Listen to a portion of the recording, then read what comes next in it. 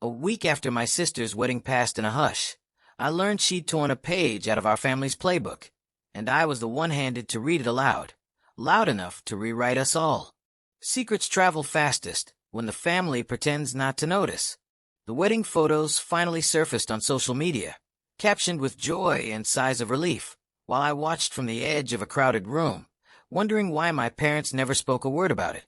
The invitation was a whisper, the ceremony a soft rumor, and the week that followed felt like a curated silence, as if someone pressed mute on our lives and forgot to unmute. Silence has a truth-telling ache all its own. My sister had warned me she'd chosen a quiet wedding, but quiet isn't the same as invisible.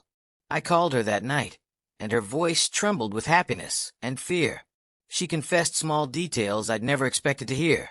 The vows she wrote herself, the way family gossip almost sabotaged the day, and the heavy ache of wanting to protect us all while choosing her own path. When parents disappear from a moment that should belong to the whole family, the questions arrive, like storm clouds. My parents' cashier-like responses, brief, polite, and oddly distant, left me with more questions than answers. Why swallow the truth about their pride, their own fears, or a history of expectations they never named?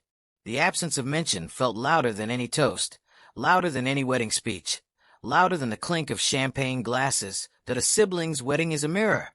What you see is what you've been avoiding. Watching the ceremony through the lens of memory, I saw not just my sister, but the version of our family we used to be. The groom's smile had a nervous tremor. The bridesmaids' hands trembled not from nerves, but from the weight of every family secret they'd ever carried.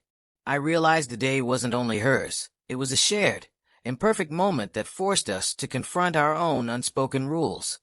You don't crash a wedding to wreck it. You show up to claim your place in a story that won't wait. I decided to attend the wedding reception anyway, not as a spectator but as a witness to a decision that would ripple outward. Respect for her autonomy, accountability for past miscommunications, and a promise to be honest with the people we love. Even when honesty hurts, the truth is a veteran messenger. It bears bad news gently or with blunt force, depending on the moment.